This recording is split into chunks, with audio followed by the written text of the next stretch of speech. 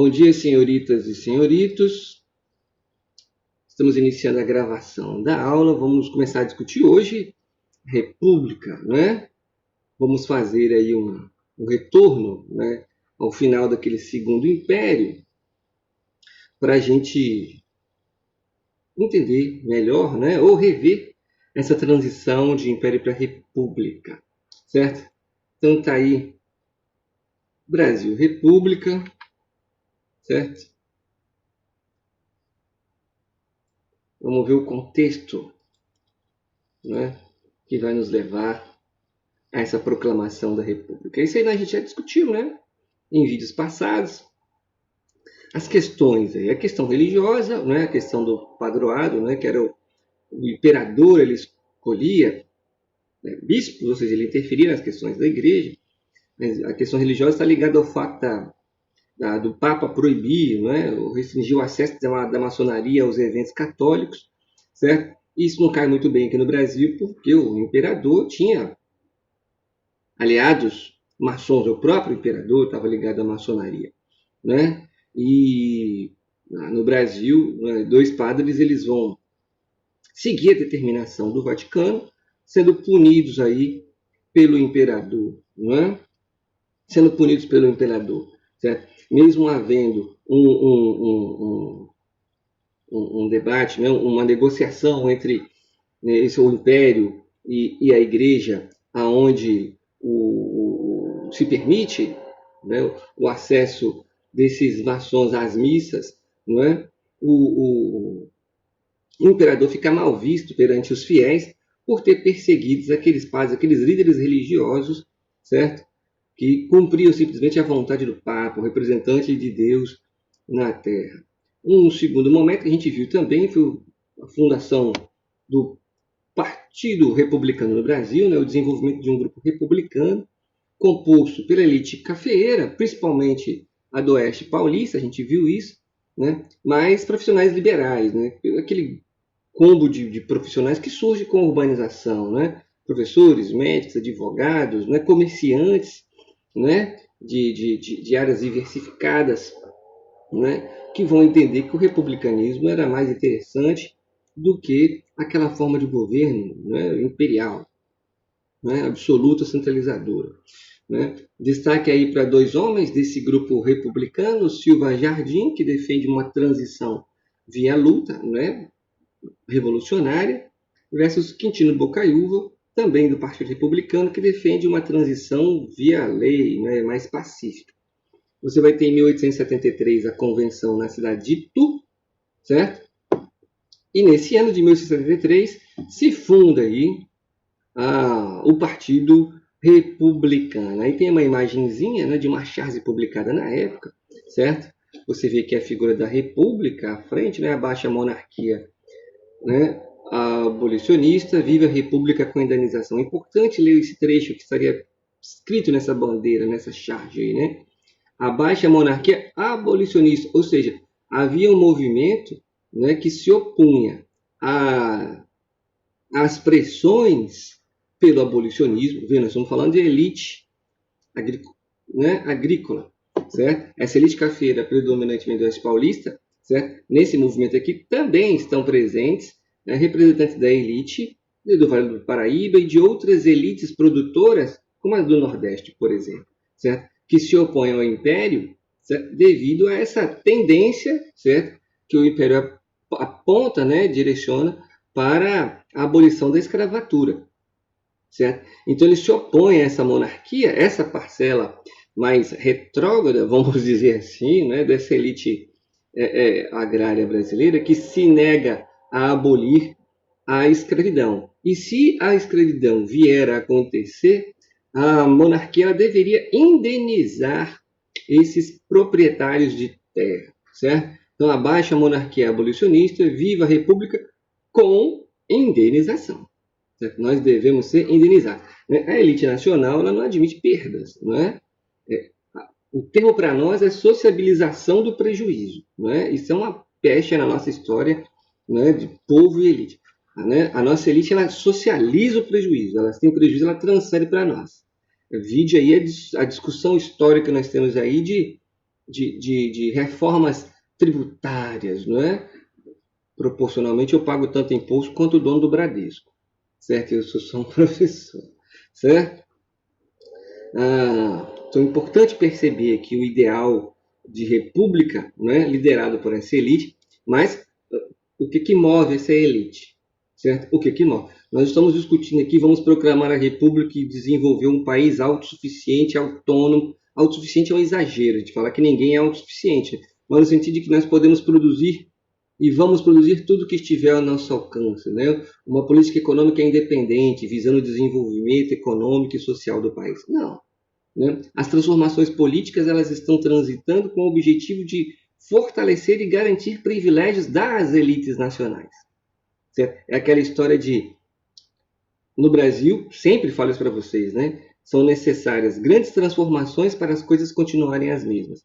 A proclamação da República é mais uma dessas grandes transformações. Certo? Então é importante atentar para isso aqui. Certo? O abolicionismo, né, fruto de pressão externa e interna, certo? Ó, a pressão interna por parte do Oeste paulista, principalmente, né? E existe, já disse, a gente não pode negar a existência de abolicionistas no Brasil, certo? Muitos estão pela causa do indivíduo, do escravo mesmo, né, lutando por essa causa, né, de libertação do homem negro, certo? Mas muitos desses abolicionistas, né, a pressão maior abolicionista está ligada, certo? Aos interesses dessa elite, né? No sentido de atender os interesses da Inglaterra, essa pressão externa de que você tem que adequar as colônias recém-independentes, certo? Ao capitalismo, né? Negando aquelas políticas mercantilistas, certo? Aqui eu chamei a atenção para a brecha camponesa, né? A brecha camponesa ela está fora desse contexto, é algo anterior, mas só para discutir, ficou faltando falar sobre ela nesse contexto. A brecha camponesa era um instrumento utilizado pelo governo, certo? Sim, Samuel, isso aí, certo? Utilizado que consistia em que era eu permitir, por exemplo, aos escravos, certo? O uso da terra para a produção de algum tipo de recurso, né? Para uso, para que eles produzissem algo que pudesse acrescentar à sua alimentação, por exemplo. E isso era uma forma de tentar amenizar as tensões entre o proprietário e seus escravos. Então, a brecha camponesa era esse espaço a qual se permitia que escravos produzissem algo que iria acrescentar, por exemplo, a sua alimentação. Mas é só para constar. Né? Botei a brecha aí junto com outras leis para a gente ver como que esses espaços de liberdade vão sendo conquistados pelos negros ao longo dos anos. E a gente comentou até sobre esses espaços, como, por exemplo, você tem no século XIX, né, negros escravos que procuram a justiça. Como assim? A justiça ela tem o objetivo de atender o interesse do cidadão. O escravo é um objeto. Então você tem um objeto que procura o direito de homem, certo? Mas isso vai acontecer, certo? Isso que a gente vai chamar de espaços de liberdade. Aquele escravo negro reivindicando, certo? Na justiça, certo? O que ele entende ser direito seu, certo? É importante atender esses espaços de liberdade que vão crescendo e se fortalecendo e acabam pressionando esse processo de abolição no país, né? A Lei Eusébio de Queiroz, de 1850, que proíbe o tráfico de escravos, a Lei Visconde do Rio Branco ou do Ventre Livre, de 1871, não é? E a Lei Saraiva-Cotegipe, ou Lei do Sexagenário, de 1885, né? Aquelas chamadas leis para inglês ver. Elas existem, mas vão causar pouco impacto, certo? Nesse processo. Mas elas têm a sua importância, certo? Elas têm a sua importância. A gente não pode negligenciá-las. Certo? 13 de maio de 1888, a consagração, né, da abolição. Né? A Lei Áurea. A princesa Isabel, então, assina a Lei Áurea e entra para a história tradicional como a grande libertadora dos escravos. A história tradicional liga, ela elimina todo, ou desconsidera todo o histórico de luta e de enfrentamento, de resistência dos escravos frente à escravidão, certo? Ela ignora todo o processo e atuação desses abolicionistas, certo? E você constrói mais um herói nacional, mais uma mudança que aconteceu de cima para baixo, certo? O que reforça aquela ideia comum de que quem se manifesta, de que quem se mobiliza é vagabundo, certo? Importante observar isso, né? Bom, Quando a gente fala aqui em abolicionismo, está aqui na charge, né? Abaixo a monarquia, a abolicionista. Quem libertou os escravos? Ah, foi a monarquia. Certo? Sem indenização. O quarto episódio é a escola militar, não é? Você vai ter aí a escola militar no Rio de Janeiro, né? E destaca-se aí um professor, o Benjamin Constant, né? Um homem do exército, né? Alta patente do exército, professor dessa escola militar, muito ligado a uma tendência filosófica denominada positivismo. Vocês já viram positivismo nas aulas de filosofia e sociologia, certo? Onde ele defendia a ideia de que o império é incapaz de resolver os problemas nacionais. Por quê? Porque há muita corrupção, não é? Todas as medidas são promovidas com o interesse de favorecer a uma elite, certo? O exército defende a modernização do país, certo? É o que ele defende. A modernização do país. Mas isso está certo, tem que modernizar o país. Sim, isso está certo, tem que modernizar o país. O problema são os caminhos e os meios encontrados para você produzir, certo? Se você pega, por exemplo, nós vamos discutir isso mais à frente, né? Quando a gente falar em ditadura no Brasil, o golpe de 64, o projeto dos militares em 64 era de desenvolvimento e progresso e modernização do país, certo? A questão era os meios, os caminhos, os interesses estavam em torno desse discurso de modernização, né? E desenvolvimento tecnológico do país, certo? Bom, a gente soma tudo isso aí, né? Esses 4 primeiros objetivos e acrescenta o quinto, né? Que era a questão militar. É importante observar que todos esses eventos estão acontecendo no mesmo período de tempo, né? Concomitantemente. O Império está tendo que lidar com a questão religiosa, com a questão abolicionista, com a questão republicana, com a questão militar, certo? O que nós temos aí nessa questão militar? Só um minutinho. Pronto. O que nós temos aí? Né? O exército, que era o filho feio das Forças Armadas. Bom, quais são as forças Armadas que nós temos nessa época? O exército e a marinha. A marinha está ligado muito à Inglaterra, né? A nossa marinha é construída como referência inglesa, certo? A Força Armada e a Marinha, o exército sempre ficava no segundo plano, desprestigiado. Mas após as guerras platinas, principalmente a Guerra do Paraguai, esse exército ganha destaque, certo? Ele ganha destaque, certo? E aí você vai ter uma série de questões envolvendo esse exército que começa a exigir o prestígio, não é? O retorno desse prestígio ao qual ele venha conquistado, certo? Então você tem aí a questão das pensões, né? A questão do direito a pensões aos familiares dos militares. Isso é uma questão, uma peste que existe até hoje, né? Esposas, filhos de militares têm direito a uma pensão pós-morte desses indivíduos para sempre, certo? Mesmo que não tenha morrido em combate, né? E os militares são proibidos de se manifestarem. São duas questões importantes, né? Como assim? O militar ele não pode dar entrevista, ele não pode emitir opinião ou discutir ou questionar o poder, né, o governo, né, a imprensa, por exemplo, publicamente. Ele não pode fazer isso, certo? Os militares, então, vão assumir uma postura radical contra o Império, defendendo a modernização, haja vista o atraso tecnológico do Brasil comparado a outras potências, né? Esse discurso nacionalista, ele ganha força dentro do Exército, certo? Ele vai ganhar força dentro do Exército. E lembra, a gente já discutiu isso em outros slides. As Forças Armadas, não é? No sentido de exército, marinha, e hoje a gente pode dizer aeronáutica, né? Mas nessa época não tinha aeronáutica, vocês sabem disso. Né? A polícia, certo? As Forças Armadas, as forças policiais, eles absorvem essa parcela da sociedade mais carente, a gente já discutiu isso, certo? Que não vai ter acesso à universidade tão fácil, certo? Há grandes perspectivas de grandes empregos com grandes salários, não é? As Forças Armadas, as polícias, elas vão absorver esse indivíduo da periferia, certo? Com poucas perspectivas, certo? E uma vez nas Forças Armadas, as polícias, eles vão ter acesso a um salário, a um status social, certo? Melhor, diferenciado daquele meio em que ele está inserido, É importante observar isso, né? E quando você é absorvido por essas instituições, você é bombardeado com esse discurso nacionalista, moralizante, etc, etc, etc, etc.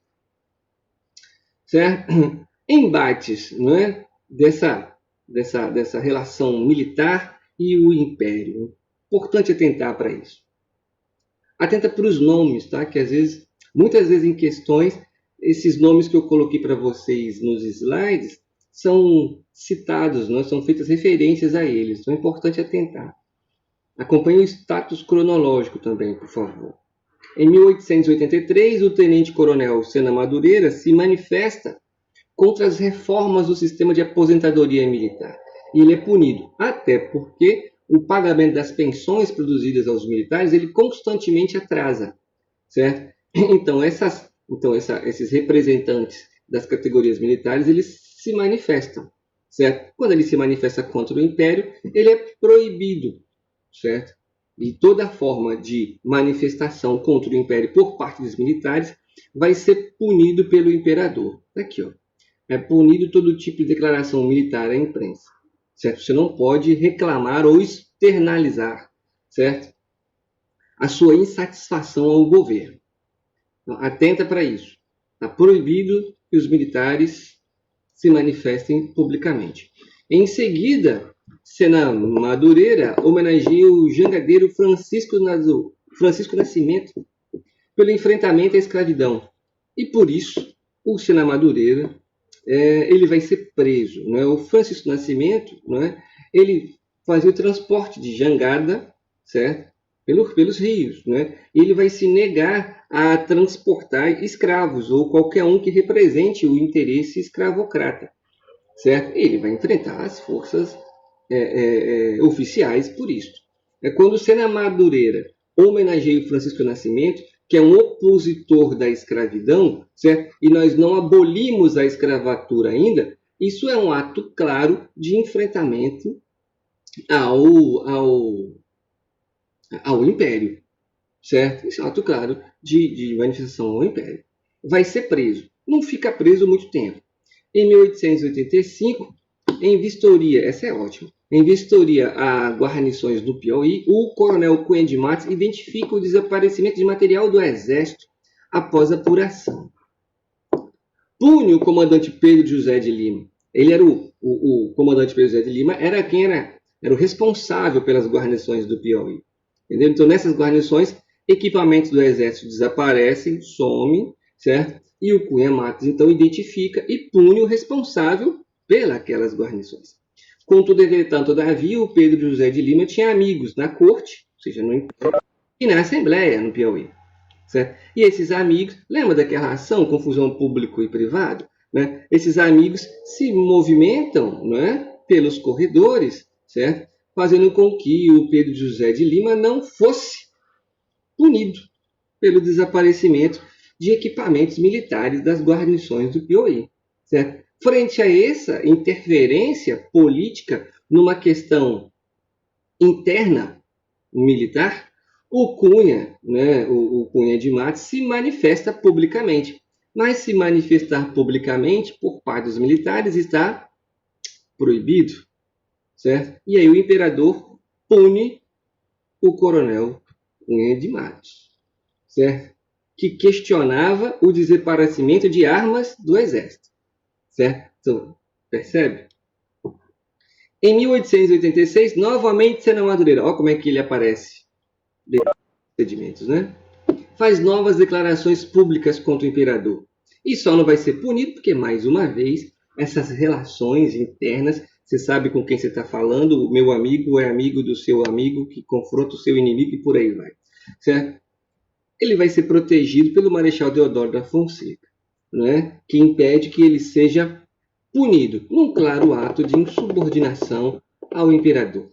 Vê? Então você percebe que dentro do exército já existe uma divisão, certo?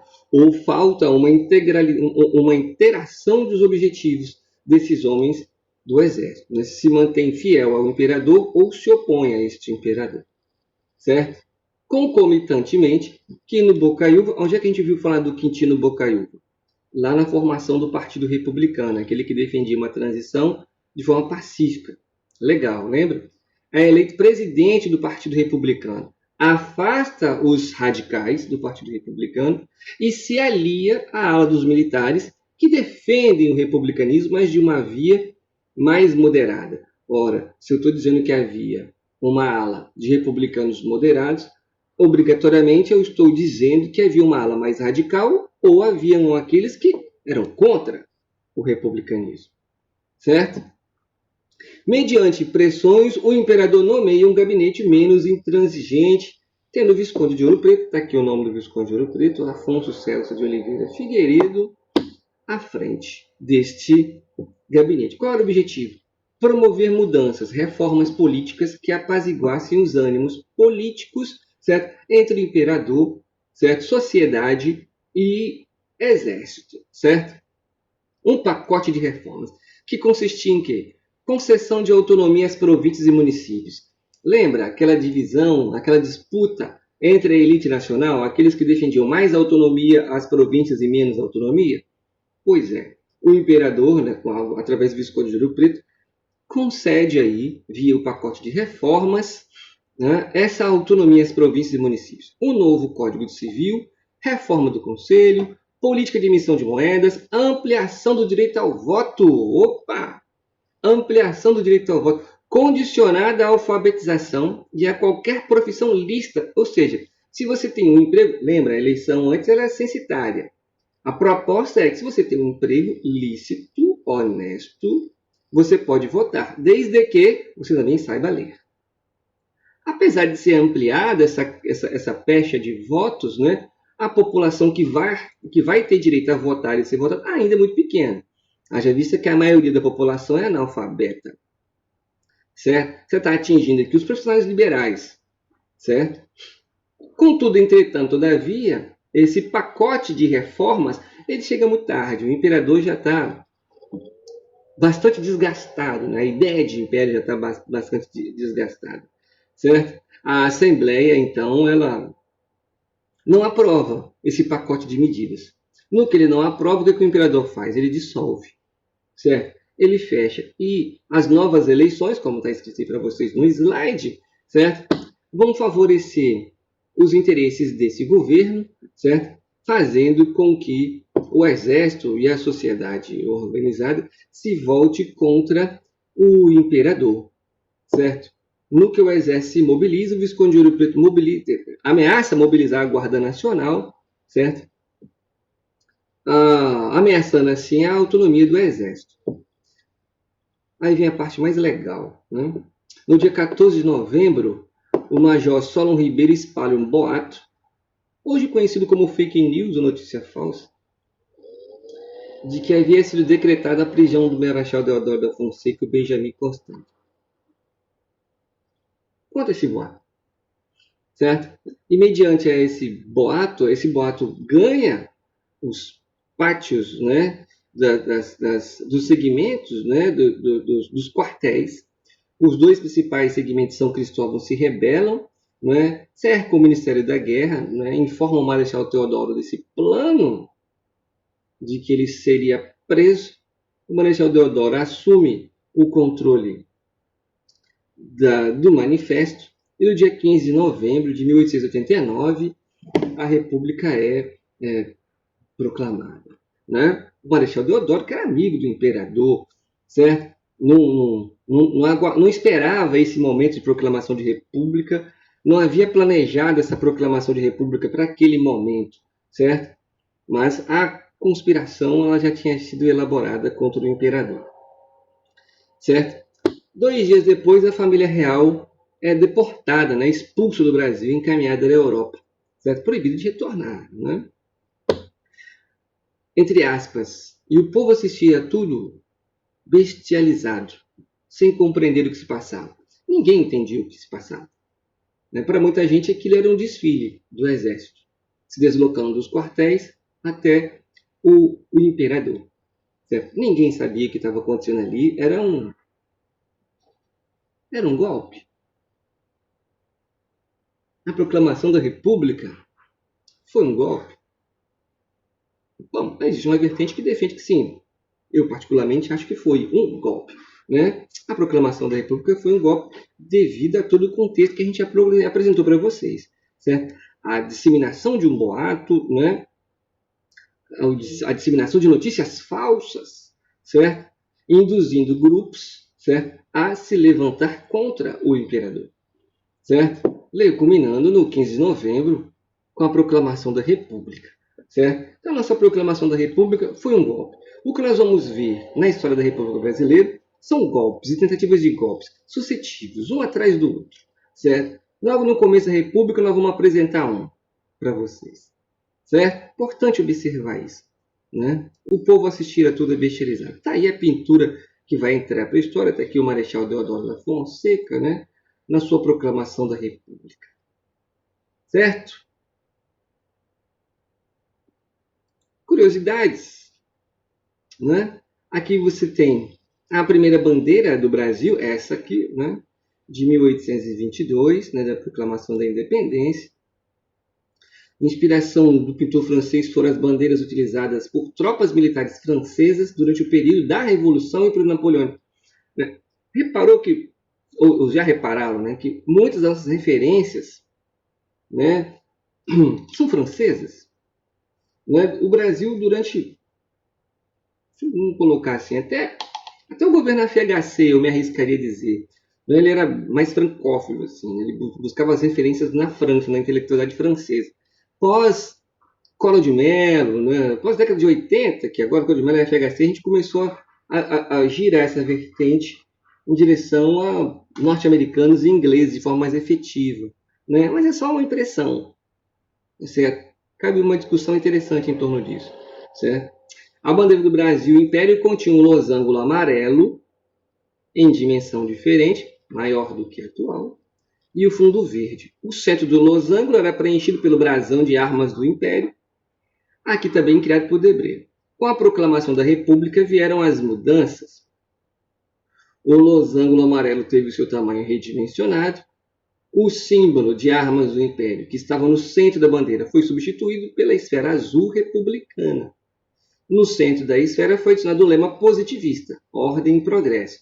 Só há progresso se houver ordem, certo? Ou seja, se você se manifesta, né, greve, manifestação, revolta, isso é desordem. Se é desordem, atrapalha o progresso. Então, o que você faz? Você usa a força para garantir a ordem, né? Sei lá, podia ser luta e progresso, não podia? Podia ser luta e progresso. A conotação seria outra, né? Podia. Mas o objetivo é que a gente seja ordeiro, pacífico e feliz, né? Esse lema foi inspirado em uma frase de Auguste Comte, que é o marco positivista. Foram adicionadas estrelas brancas como representação dos estados brasileiros. Cada estrelinha dessa é um estado.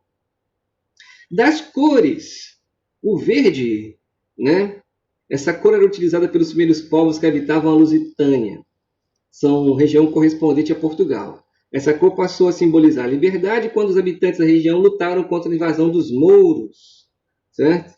O amarelo fazia parte do brasão das armas de Portugal e foi adicionado depois da conquista de Algarve, em 1249. Outra observação importante é que o amarelo era uma cor símbolo dos Habsburgo-Lorena, certo? Dinastia do qual Dona Leopoldina, esposa do imperador, era membro. O azul e branco, essas cores remontam ao Condado Portugal, condado do qual surgiu Portugal. E as cores desse condado foram escolhidas por Dom Henrique de Borgonha. Está aqui a referência, certo? No ensino fundamental, você aprendeu que o verde eram nossas matas, o amarelo, nosso ouro, e o azul, nosso céu. Vamos aí destruindo. né? Você aprende isso tudo, né? As cores da bandeira fazem referência às cores da monarquia portuguesa, certo? Né? E a gente muda isso. E todo mundo acredita. O verde são as nossas. Quem mata? O verde é a nossa mão. O amarelo é o fogo que está queimando a mata toda, não é? O azul é os rios poluídos. O mercúrio só se foi, né? E ninguém está nem aí para o que está acontecendo, né? Ninguém está nem aí para o que está acontecendo. Não é? O verde. O verde é as matas. Qual mata? Importante observar. São curiosidades. Certo? Curiosidade. Beleza? Nunca mais diga isso, hein? Pronto. O slide... Ah, pronto. Agora a gente, a partir de agora, a gente começa a falar de república, efetivamente, não é? A primeira república ou república velha do Brasil. Importante atentar para datas. Certo? Muito importante. A chamada República Velha ela vai de 1889 a 1930. Certo? Vamos chamar de República Velha. Primeira República ou República Velha. Essa República Velha é dividida em dois momentos. De 1819 a 94, chamada República da Espada, tendo militares à frente do governo. De 1894 a 30, República Oligárquica, tendo representantes da oligarquia frente ao governo. Nós ainda vamos quebrar isso aqui, né? De 89 a 91 é o governo provisório do Marechal Deodoro da Fonseca e depois do Floriano Peixoto. Mas isso, queridos e queridas, vai ficar para a próxima aula, porque o programa me informa que ele vai fechar. Então deixa eu dar um stop aqui. Tá?